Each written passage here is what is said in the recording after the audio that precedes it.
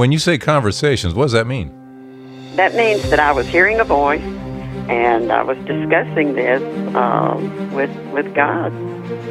It was truly a discussion, and he kept telling me, saying, and I can hear it now, saying, take the little job, I'll take care of you. Take the little job, I'll take care of you. This is Touched by Heaven, everyday encounters with God. I am your host, Trapper Jack. One of my favorite shows growing up was the old Candid Camera series with Alan Funt. You remember that one? Hysterical, just hysterical. There was one episode where Alan Funt's behind the desk, and he's about to give some information to people because they've just supposedly taken this test, this psychological test, that will tell them what career path they should be on. Okay, so in they come one by one. And Alan Funt's there, and he's going, well, we've looked at the data. We thank you so much for answering these questions, and it's amazing the accuracy of this testing, and we believe you would make an absolutely wonderful shepherd. And they, what? A shepherd? Absolutely. Do you have a special affinity towards animals? Because this test it's amazingly accurate. Shepherd? Absolutely. Do you know where you can buy some acreage? Maybe get some sheep and, a shepherd? Do you love animals? I had a dog, but shepherd. And of course, other people are going, shepherd? Wait, I don't like animals. I don't like farms. I don't like it. Well, that's what the testing says. You should. This is so accurate, and it was just hysterical. This back and forth. I bring this up because there are so many references to sheep and shepherds throughout the Bible. It's Sunday. I'm at Mass, and the first reading, Jeremiah. Woe to the shepherd who scatters his sheep. There's the Lord is my shepherd. There's Jesus taking pity on the people and saying, he's telling the apostles, the people, they're like sheep without a shepherd. If you just, off the top of my head right now, there's the shepherd who leaves the 99 to go get the one. There's the Paschal Lamb. There's John the Baptist. There is the Lamb of God who takes away the sins of the world. You have the first Passover where go find an unblemished sheep or lamb or whatever that was. It's just ongoing sheep and shepherds. When Jesus was born, the angels appeared to who first? The shepherds. Sheep and shepherds. And so I ask you, can you relate? 2,000 years later, are you relating to the sheep and the shepherds? I mean, do you have a special affinity towards sheep? Do you enjoy holding a bottle of Woolite? You know what I'm saying here? Do you have a favorite wool sweater? What is it about sheep and shepherds? Because we all need good shepherds. I hope you have a good shepherd in your life. Commandments say, keep holy the Sabbath. That means we should be gathering. We should be gathering. And the reason we should be gathering is that shepherd is going to keep reminding us through readings, through sermons and homilies and such, that we need to be looking at life, we need to be looking at the world through the eyes of the church, through the eyes of Christ. We shouldn't be out there on our own trying to figure this out just on our own. We need guidance, and hopefully that's what the shepherd is all about, to help guide us, to inspire us, to give us knowledge, which is why here at Touched by Heaven, we're so concerned about all the people leaving. All the people leaving the churches, way beyond the people who are coming in. So they're out there, and they're out there, their own moral compasses, they're out there, they're trying to figure it out on their own, and chances are they're looking at the world through the eyes of the world and answering to the world, and that's not where we're supposed to be. We are a duality. We are spirit, we are body, and our spiritual connection to God is supposed to be running our physical life. That's what it's all about picking up our cross and following Christ. We're looking at the world, reacting to the world through the eyes of Christ, through the eyes of the church, and getting that reinforcement on Sunday, that reinforcement, that fortification, that, oh yeah, I should be thinking about things this way, not that. We should be thinking like God. The idea is to be thinking like God. So when you see 50% of millennials are just out there on their own, not even being Christian anymore after being baptized, it's worrisome, isn't it? When so many people are leaving the church instead of coming in. That's why I say Touched by Heaven. I think the need for evangelization inside the church is enormous. We need to be fed, and our shepherds need to be feeding us that inspiration, that knowledge. And so today, I want to introduce you to a very good shepherd. She is the pastor of 2 Methodist churches in Alabama. Now, her daughter Shannon got a hold of me, and she said, you got to talk to my mom. And then she got a hold of her mom and said, you got to talk to Trapper, because Touched by Heaven is all about showcasing what makes the church grow in those continents and in those countries where the church is growing. The church is embracing what God is doing right here, right now. The miraculous, angels, divine intervention, all these things, they are still with us. Nothing's changed in 2,000 years. And the churches where that is embraced, they grow. And in places like America, like Europe, where we don't embrace so much. We talk a lot about the 2,000-year-old stuff, but not a lot about what's going on right here, right now. It's not alive for people. It's not alive. And a lot is happening right now. And that is certainly true with our good shepherd, Pastor Wannell Scott.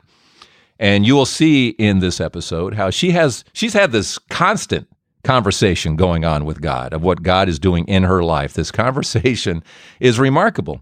Wannell when she got the calls saying, and she's about ready to retire. She's thinking retirement, not going to another city and taking on 2 churches.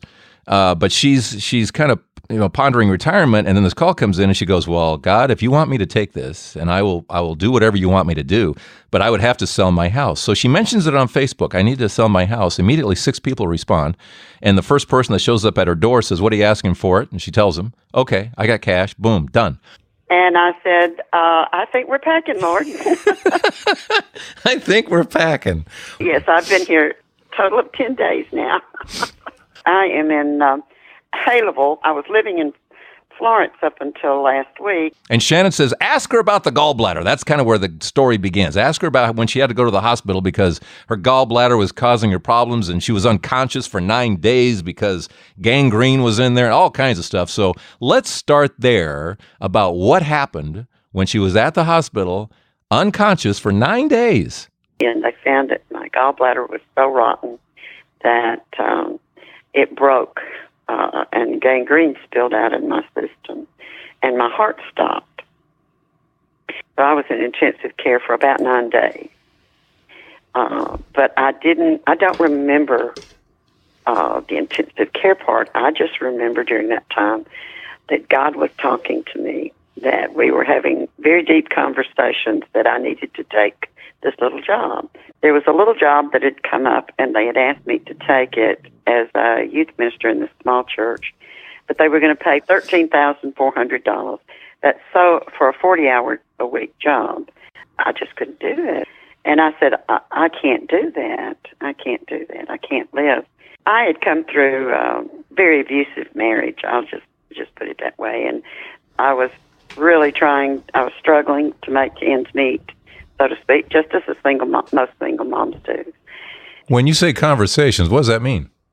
That means that I was hearing a voice, and I was discussing this with God.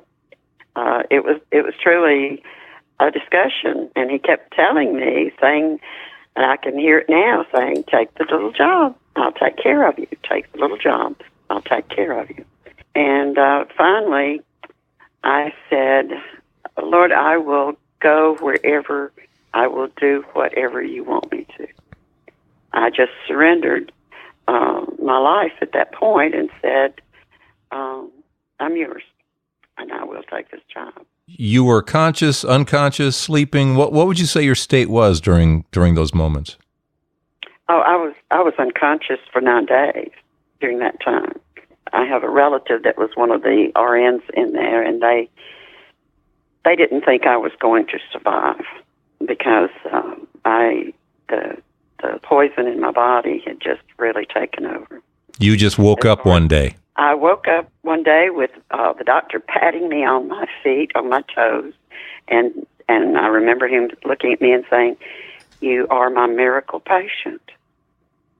That was the next thing I knew after being in the intensive care. There was the doctor saying that to me. So when you came to, you felt that during those conversations, he had finally convinced you, and if you can use the word convince, because I know you obviously want to please him.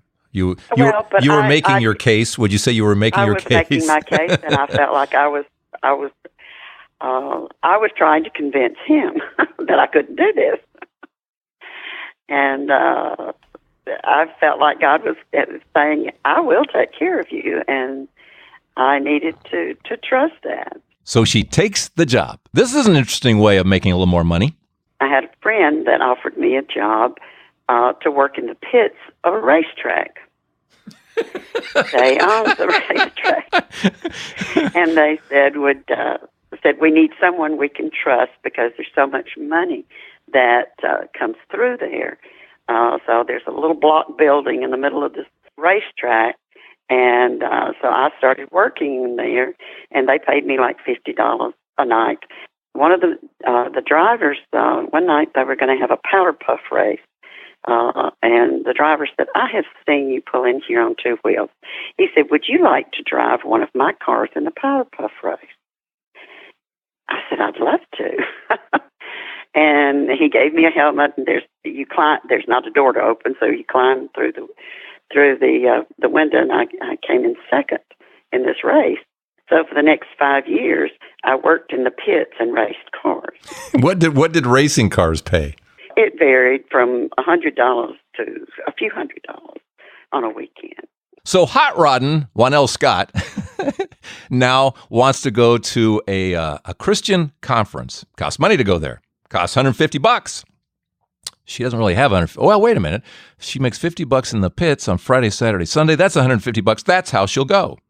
Unfortunately, the weekend pretty much gets rained out. She makes $30 before the rains really hit. So she's shy $120. There was not another living soul that realized that I didn't have any money to go on this trip.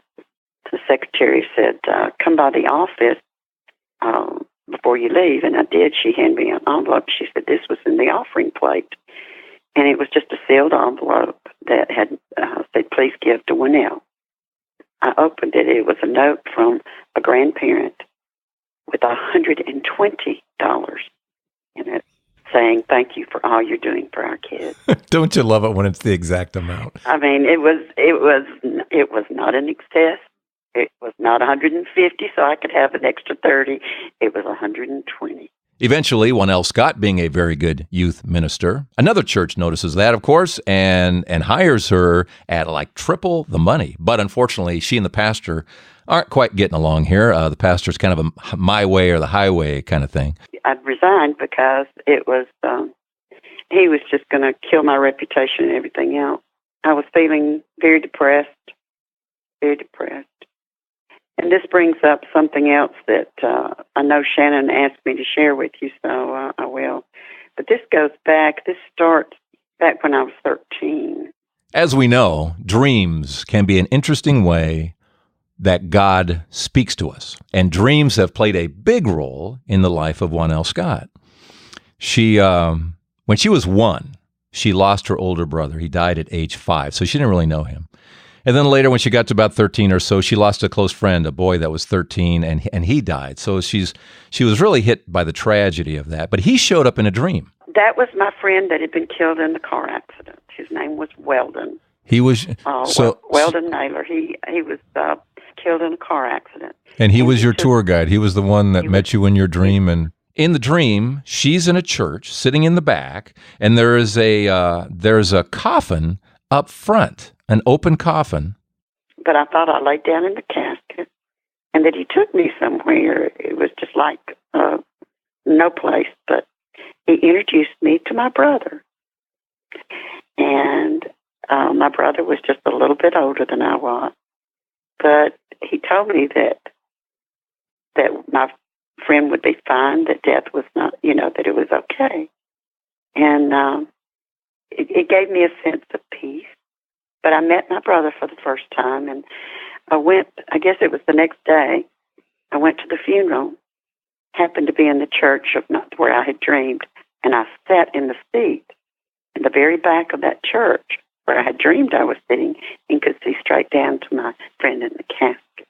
And he was your tour guide. He was the one that met you in your dream, and yes. And you went somewhere and you met your brother, who was now what age he would have been had he lived? Yes. I've seen him 3 times, and he's always about that 4 years older than me. Whatever age you are, he's 4 years older than you. Oh, that's interesting. The other time that I met him, it was during my marriage, and things were really, really, really bad. And I'd been beaten pretty severely one night, and he came to me in a dream, and he told me, he said, "I need to take you home." I need to take you home. And I thought, I just remember him comforting me, but yet saying, you need to go home. Well, my mother called me the next morning, and she said, Wannell, were you here overnight? And I told her no. She said, well, I woke up about midnight or 1, and she said, I saw you pass by my bedroom and go into your room. And she said, it was so real that I kept calling your name, and I got up to go look for you.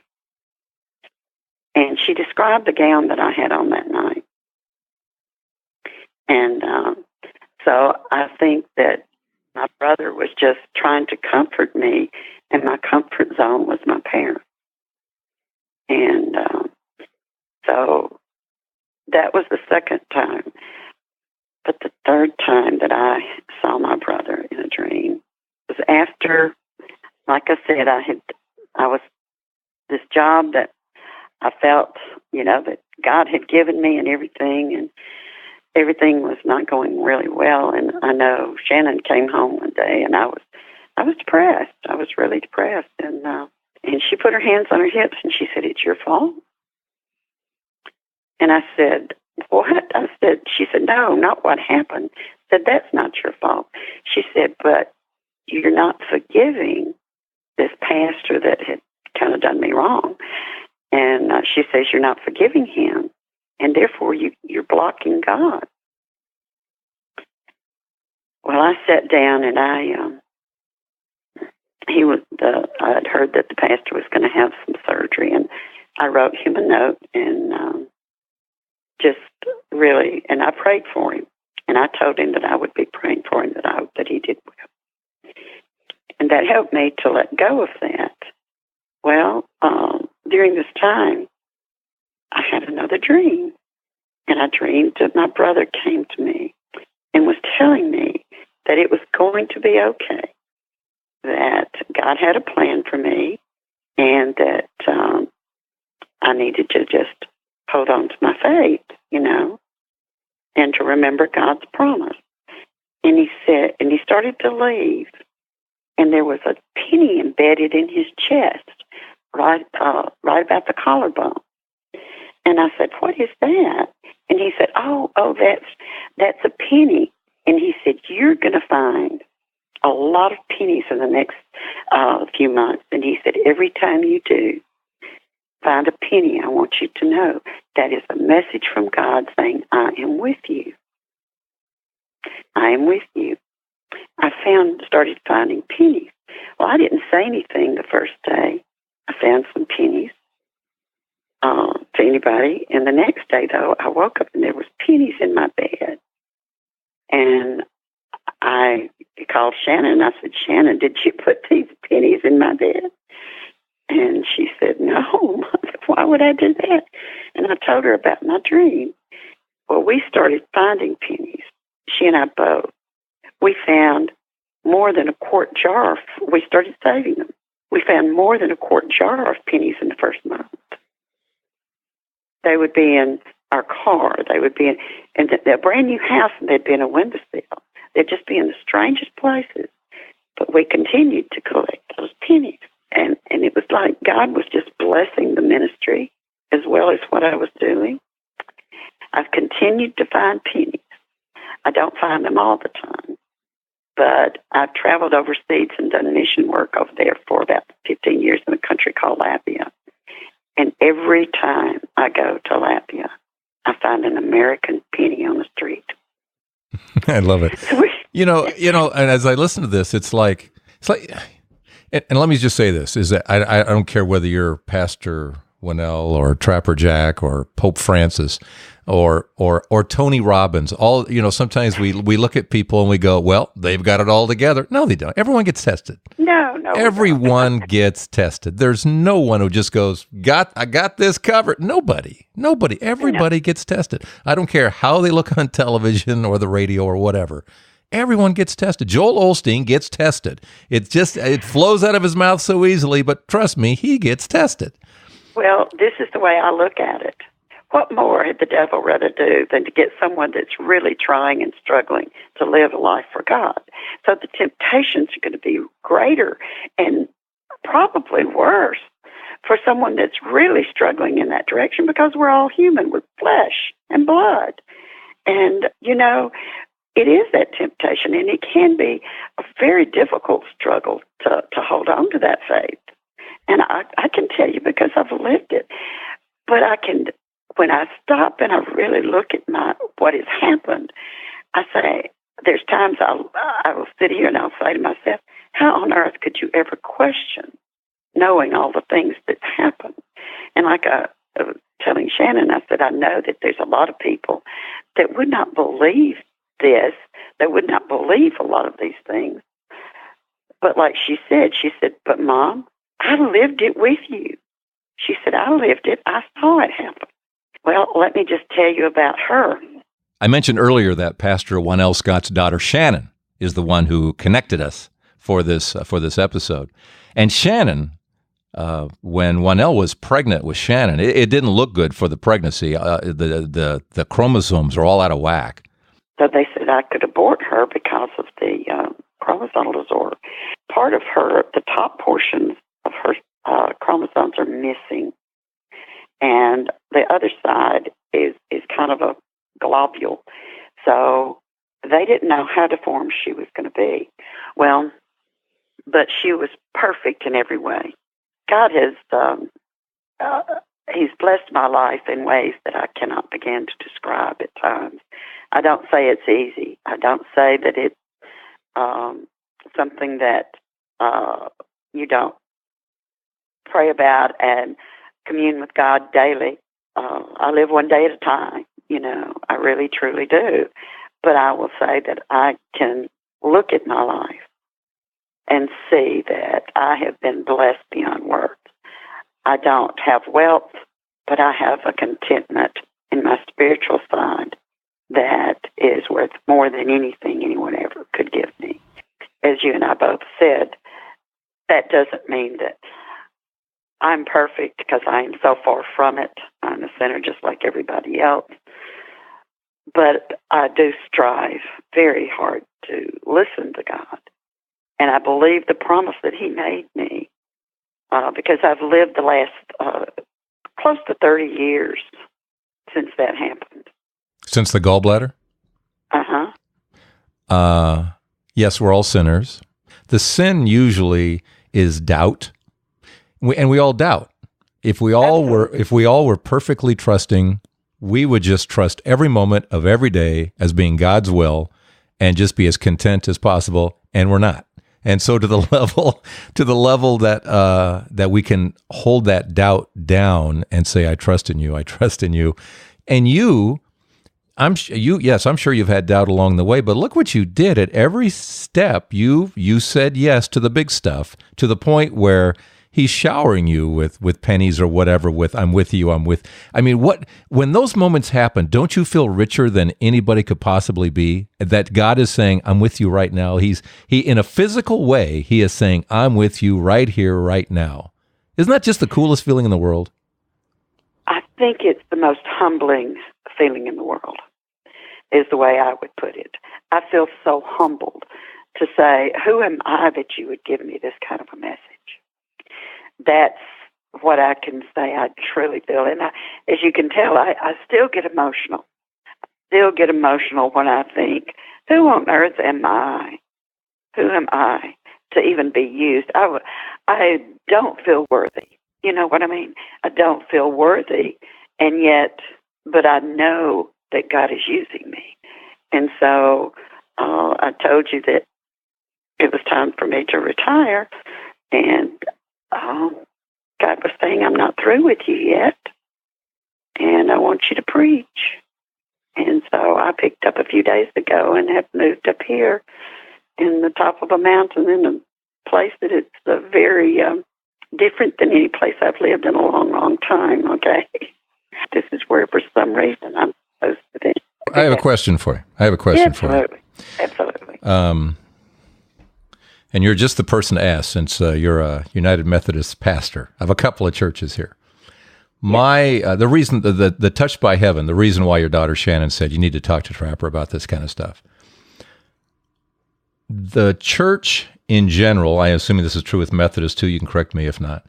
The church I picture as a whole, whether it's Catholic, Protestant, Greek Orthodox, whatever it is, for the most part, on the decline in terms of people who come in the U.S. The Catholic figure is 6 leave for every new one coming in. I'm not sure what the Methodist number is. Millennials, 50% of the baptized millennials don't even claim to be a Christian anymore. That's true. In Europe, they're on life support there. The respirator is barely, keeping anybody alive over there in terms of the church. However, the church is growing in Africa, 50% Christian now. 50% Christian. India, Methodist church is growing like crazy in Africa. Okay. In India, it's growing. In South America, in the Philippines. And I was reading this wonderful article that states my case so perfectly.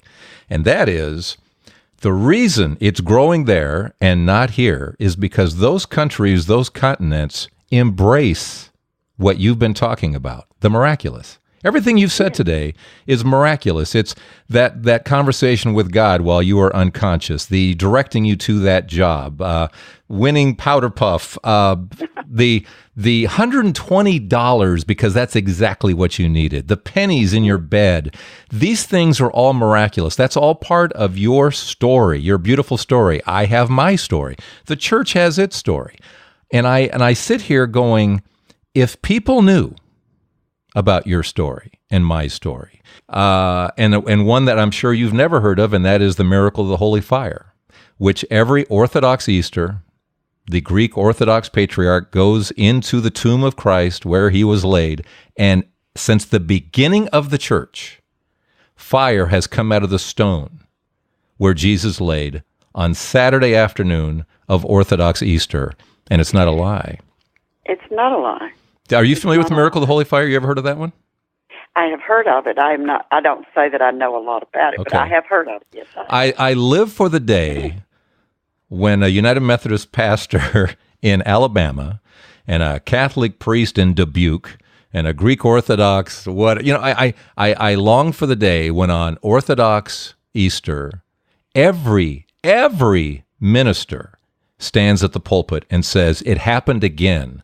Our faith has been proven. The resurrection has been proven again. God just pulled off another miracle again. Fire came out of that stone. When would you do that? Oh, I'd do it. I'd do it at Easter as, witness. I would witness it in a heartbeat.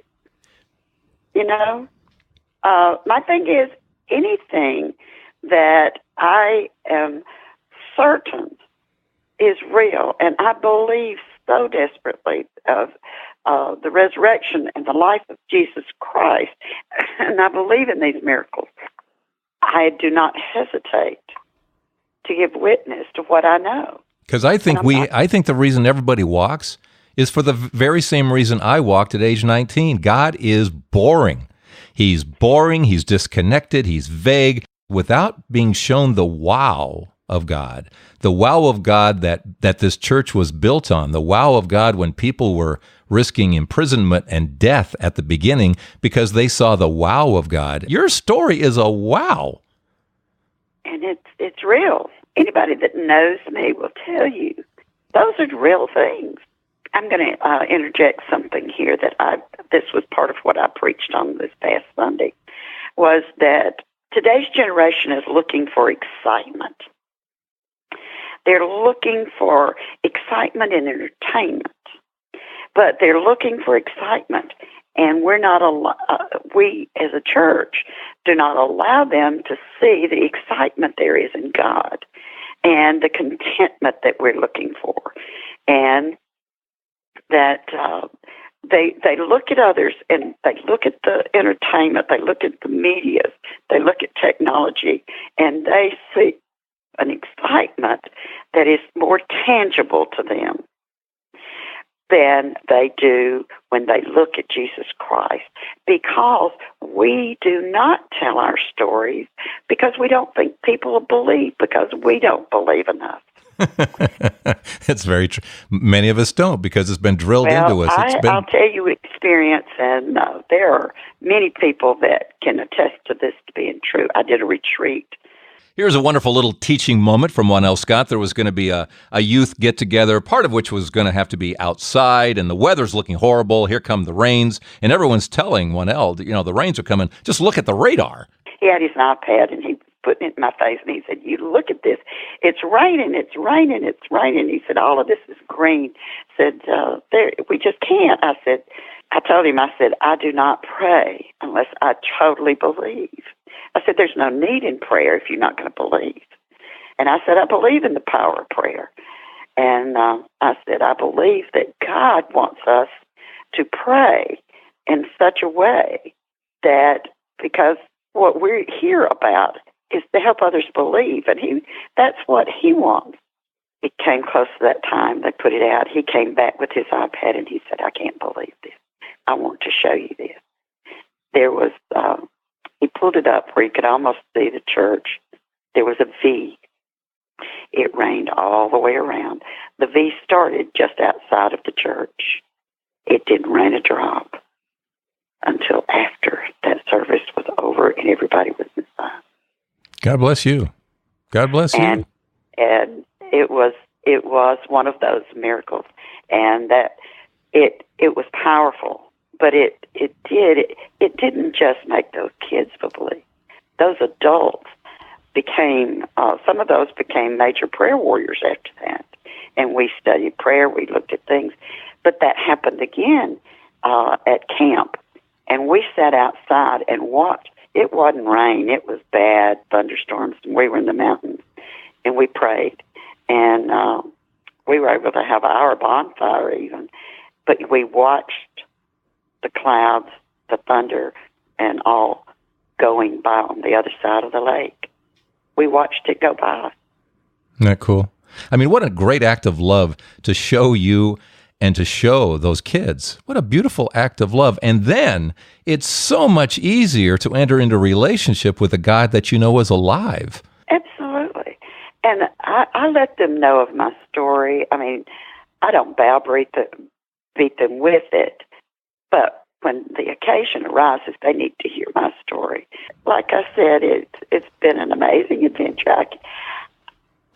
And I get the word is humbled. I get humbled because I'm just a little girl from Podunk City, that never dreamed of doing anything, but God has used my life. Keep telling people your story, Pastor. Keep telling people your story. You have a great story that demonstrates how much God loves us all. And you're open to him manifesting that so beautifully. You're open to it, and that's all we all need to do. The other thing that you do, that he wants to manifest, is that you do trust in him. You do follow, and he blesses that. He blesses that. It's like if we take a step towards him, he always takes another step towards us. It's cause and effect. He is a perfect example of cause and effect. He won't leave you empty. He's not. He's not. He never has. And it's the doubting Thomas part of us all. But I said, I've been blessed. There's no words except to say I've been blessed. Been very, very blessed. And I believe this. You were talking about everybody. I said, I don't care if you are Catholic or, Protestant or Pentecostal or whoever. If we are looking to serve the same God, there's not a one of us that have it just right. We're all going in the same direction, but we need to support each other. There was a gentleman from India. He was Hindu, and he came when I was in Tuscaloosa, and he was curious about the Christian faith, and he came to church with us several times. But I'll never forget one thing he said to me before he went back. He said, I don't understand Christians. He said, if you truly believe that you have a living God, why are you not shouting it more? He said, if you believe that you have a living God, that hit me between the eyes. Because he said, you're the only faith that truly believes you have a living God and it lives within you. And why are you not more excited and shouting about it? I don't know if there's a better line to go out on. I think you did it there, Wannell. Well, that one was, that's something that stuck with me. Thank you so much, Pastor. And good luck in your new place. I think that's awesome. Well, thank you, and thank you for what you're doing. A very good shepherd, Pastor Wannell Scott, here on Touched by Heaven, everyday encounters with God. Oh, the music. And the music, again, that's been playing in my head while putting this episode together is the Phil Collins song called Against All Odds. We spiritualize the lyrics, so what it means for us is God saying to us, against all odds, all those who have left, against all odds, I'm waiting for them to come back. I'm waiting for you to come back and gather with me. And if you're looking for a good shepherd, they're out there. Look around. They are there, inspiring people, feeding people, giving them knowledge. They're there. So we thank all the good shepherds. We pray for all the shepherds out there. We do. And good luck in finding a good shepherd for yourself. Thank you so much for listening to Touched by Heaven, Everyday Encounters with God. I will see you next week. Have a great week. I'm Trapper Jack.